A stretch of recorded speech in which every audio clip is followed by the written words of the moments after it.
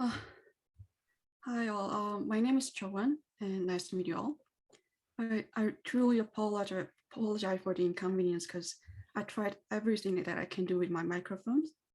It's just compatibility issue with Microsoft Teams, so I ended up emailing Norbert asking for another option. So thank you so much for joining this meeting, and let's start talking about ethical hacking and how you can build a test environment. So when you talk about ethical hacking, so I'm pretty sure that all of you have heard of this so many times already, and some of you might have been even practicing it, or it's even your job. The definition of ethical hacking introduced by the EC Council is the following: a process of detecting vulnerabilities in an application, system, or organization's infrastructure that an attacker can use to exploit an individual or organization. The word exploit seems very important here. If someone has no idea what even a vulnerability of software can be, asks what this exploit means, I guess we can explain like this. One day, you met Genie from a magic lamp, and he says 3 wishes to be exact, that'll be granted. What would happen when you say, well, my only wish is that you grant my wishes forever? Yeah, great job, you just destroyed Genie. And seems like he needs a software update. If Genie has had his system a code snippet like this, if wish equals endless wishes, return refuse, then his system could have been protected. However, because he didn't have this logic, he had to allow his wish granting system to be exploited. This is what hackers do. And trying these schemes ahead to protect the system is what white hackers, ethical hackers do. But what exact activities ethical hackers really do? What exactly does ethical hacking involve? There are many sections that we can cover on ethical hacking, but I want to introduce a tinge of the most basic part of system hacking. Those who have taken advanced security courses, which I bet most of here, have experience in penetration testing using Kali Linux and the tools provided. So I won't repeat that this time, since most of us already know. And I'll introduce how to configure system hacking test environment with vanilla Ubuntu and some examples on it. System vulnerabilities can be roughly divided into 2 types. One is memory corruption, and the other one is logical vulnerability. For example, buffer overflow is one of the most common memory corruptions, corrupting memory by writing larger data than the buffer. And reading larger data than the buffer is called out of boundary. Command injection is a popular type of logical bug using the attack vector of the application that allows the user input that shouldn't be allowed. This can involve executing custom commands through the user input. Path traversal is similar to command injection and can be combined with. However, it does not execute a function by itself, but specifically declares the cases that allow accessing other directories than it should. For example, path traversal happens when the source code does not check for the path strings properly. Unlike memory corruption, logical bugs do not have to attack through memory, which can easily depend on individual applications and even each run. So logical bugs have a simpler process to write an exploit script. So we'll try a path traversal example together, step by step, from configuring test environment. Usually for those who do not use Linux as their default OS, virtual machines like VMware are the best options. However, today I'll show you using Ubuntu for Windows to maintain the presentation quality. And if you want to try them, you can download them from Windows Store. However, when you're using Ubuntu within Windows for system hacking, there is a clear drawback though. You might have guessed it already. This is why I can't show you the memory corruption example this time, because otherwise, as soon as I execute the exploit script, I'll be disconnected from this presentation since my Windows will be displaying a blue screen. If you have installed Ubuntu, either on your virtual machine or on your Windows, you need to execute it and open the command window. So, okay, here we have Ubuntu. What now? Since we want to practice system hacking, the pre-knowledge we want to have is C and assembly language. The type of assembly really depends on what system we want to test. Those who have taken embedded course from Ed, we've learned about ARM assembly already. ARM assembly is used for embedded systems like mobile, IoT, and so on. Now we're going to use x86 assembly because we're going to test the system based on CPU from Intel, the desktop. One of the differences between ARM assembly and x86 assembly is that x86 uses little endian only, which reads memory string from backwards. The least significant byte of an integer is stored at the lowest address of the integer. The most significant byte is stored at the highest address for data items in the processor. Other than that, it's pretty similar to ARM assembly from my personal experience. Those who can use ARM assembly can adopt x86 in no time. And what tools do we use for debugging assembly? Do you remember it? It's just GDB. As an editing tool for debugging assembly, you can still use Visual Code as well. But if you want to keep enjoy command window style, then you might want to try Vim as well. This is a great tool to keep yourself in the command window while you're writing scripts, which will boost up your speed once you get used to it. And if you don't have them already, you can type those commands to install GDB and Vim.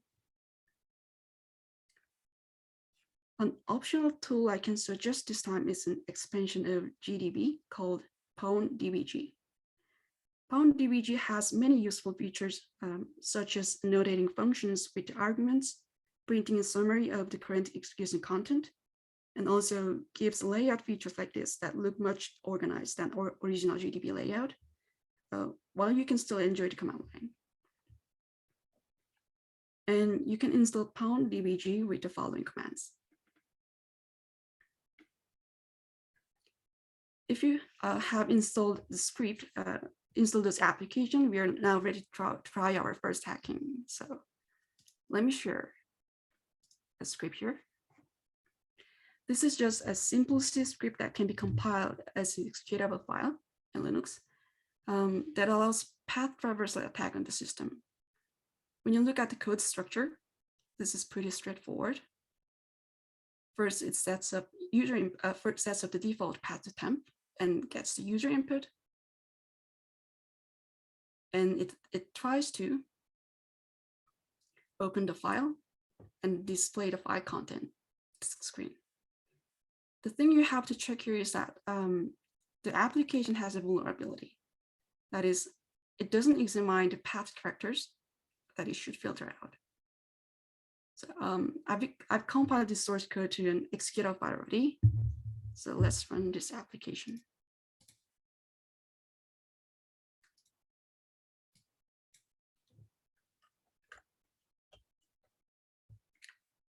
It asks you for the file name, as we've seen already. Let's try the happy path. Let us assume that we are expected to access a file called read this. We just typed a simple file name, which is allowed for us to access, and the content of the file is displayed as the application was intended to. But what if we put some characters to traverse the path and maybe access to a password file?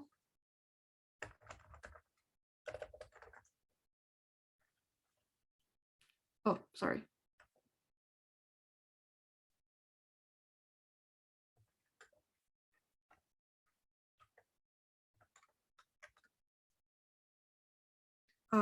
Apparently, we can access the file in some other directory as well.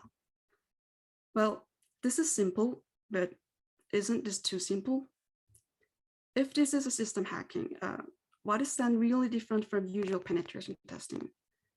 Also, we can set the file permission to disable access, right? What I find most interesting in system hacking is writing a shell script where our assembly code becomes important. Let's try accessing a file called flag in the temp folder. Let's move to the folder so that we can clearly see where we are, and open the flag file. Permission is denied. But what if we can use another door to the file, asking someone who is beyond this permission, for like talking to the kernel directly? Let's take a look at shell script. This code executes the shell script written in x86 assembly that is ran through our skeleton code here. If you've taken embedded course from ed, you'll be familiar with the structure, declaring a function in assembly and calling it from a C script. The assembly code might be a little bit confusing at first, but what it does is pretty simple. The hex number here indicates the string temp flag, which is our path to the file to access. Because this is x86 assembly, these characters are written backward in ASCII. And because it's using Little Endian, it's like /t m p /f a sorry and g here. G is just pushed above here because the length of the file path string was larger than it could handle at once. And it sets up the parameters that will be passed into the system call. We're here asking to open the file using the parameter number 2, which indicates the system call to open the file. And then we're asking the system call to read the file content. And here it will just display the content as well on the screen and exit the application. What this script does is simply that it talks directly to the kernel. And this is why assembly is used here, to talk to the low level of the architecture. If you can speak directly to the kernel, you don't need any permission from service levels, right? So let's try our shell script. Just to make sure, let's try access the flag file again. Permission denied. Maybe we should move to the file where we're gonna execute our shell script. Well, let's try to open the file, flag file again from here. Still permission is denied, but we got this shell script to solidify, right? So we have, if we have written our shell script properly, it will directly talk to the lower level and the content of the flag file will be displayed here. I've compiled the script to an executable file already, and it's named as ORW, which is open read write. Let's run the application. So we've successfully made it to access the flag file, which we don't have permission to access it. If you look at the small tail here, you can see some random character, which is read from memory that has a random value from the previous process of some other random applications. And this is a kind of a text too. If we change the hex file name here to another file that is not protected from being called directly from system call, like the file we just opened, then we can open the file as well. Likewise, if you run this shell code like this on another computer, then we'll be able to access data that we don't have permission to. So this is how system hacking works in a very basic level, which is my level. And yeah, that was it. And let's take a quiz. I'll paste the link to the chat. Sorry.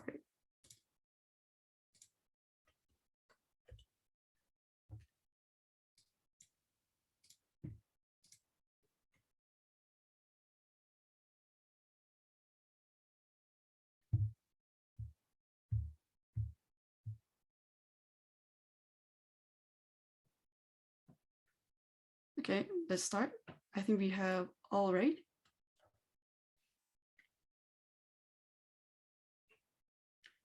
You must have an extra desktop for a test environment. Is that right?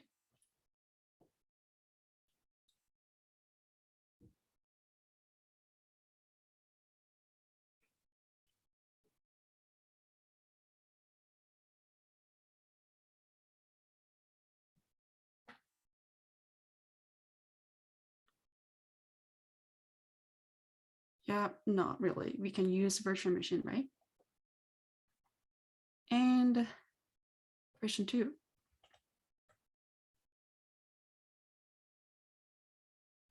Without specialized hacking tools, you can't perform penetration tests.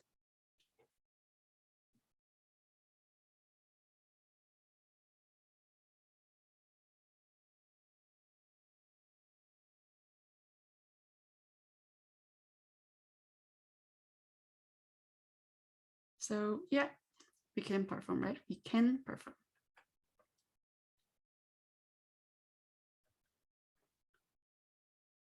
The third, there's only one assembly language.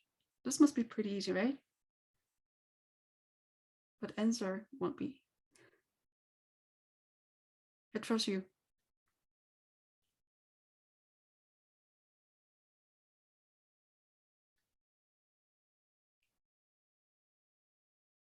Oh, someone betrayed my belief.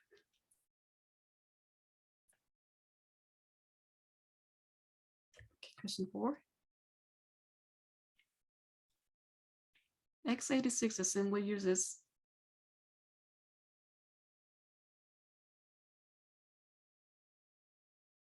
I know this little Indian, it involves a little racist idea, but I didn't mean that.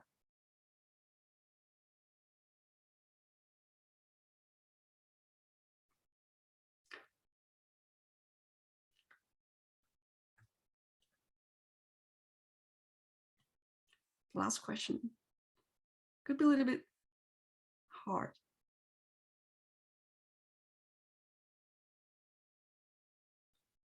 Just try to focus on the first and the last character. You don't really have to see ASCII table, really. Try to think about your relationship.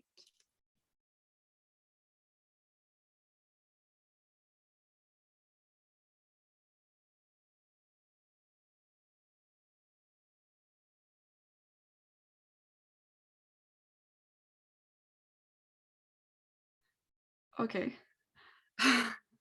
But there are 3 people who got the answer right. So yeah, that was it. And I hope you had fun and thank you.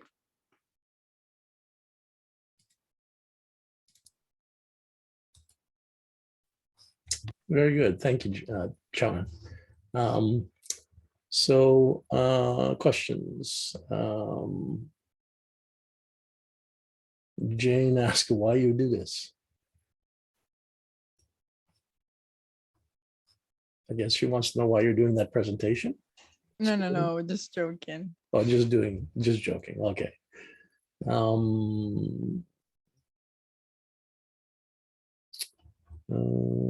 So no specific questions.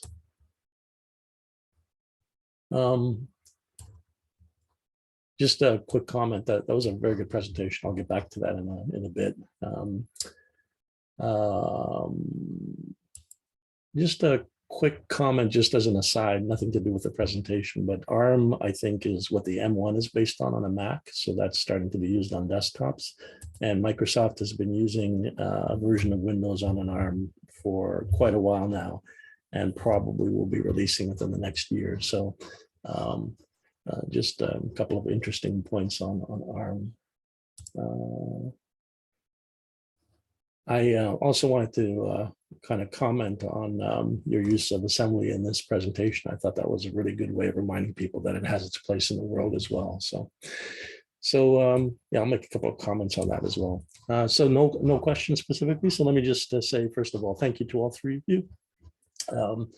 In terms of highlights that I wanted to kind of bring up here, Justin's presentation on Postman. quite well done. It was at the right technical level that I'm looking for. Very good information in there. And I think it really does give you a pretty good idea of the capabilities. I think you did a really good job of picking on three things that were important out of the plethora of things that it can do. So good job. And it certainly should inspire people to go ahead and try it. With Node.js, Faith, you did a similar thing too by making Node.js understandable to the point where we shouldn't be afraid to play with it. We shouldn't be afraid to use it. Your examples in particular were very good. They were easy to follow and really prove the point that you can go ahead and create a web server very, very quickly, especially for testing purposes and the like. Chowan, I think one thing that struck me, and it struck a couple of people as well, was the quality of your presentation. You put a lot of work into using graphics, and I know you're a graphic artist, so so this totally is something that you can do, and you did very well. Your presentation quality was excellent, using graphics, GIFs in an appropriate way, and kudos to you for that. So again, three excellent presentations today. Very worthwhile learning some stuff out of that. Chowan's presentation in the end also gave people another reason why they should like assembly, right? So if you're interested in doing white hacking, I'm not going to promote black hat hacking, but white hat hacking, then definitely assembly is an important thing. So great stuff. Another great set of presentations today. There's some more questions here. Daniel was asking, would there be a way to test endianness if you didn't know the target machine architecture? Do you have an answer for that, Chowan?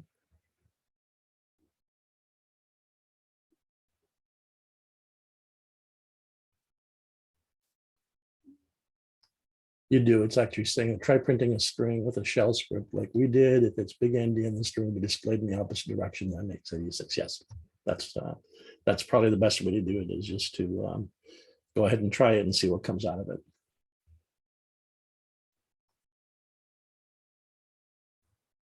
Okay, good stuff. Thank you very much. It's been a good day, and it looks like this little exercise of trying to get this to work on Teams afterwards seemed to work okay. I'm not going to suggest that I'm going to promote this for everyone to try, but in this case, there was a technical difficulty, so we were able to accommodate it. If it's just a matter of preference, then Teams is the way I would go. But if it's something like a technical difficulty that Teams just does not work for you, then we can certainly go ahead and use Zoom in situations like this. So it was a good experiment that had a positive result. Okay, thank you very much. Have a good day, and I'll see some of you tomorrow.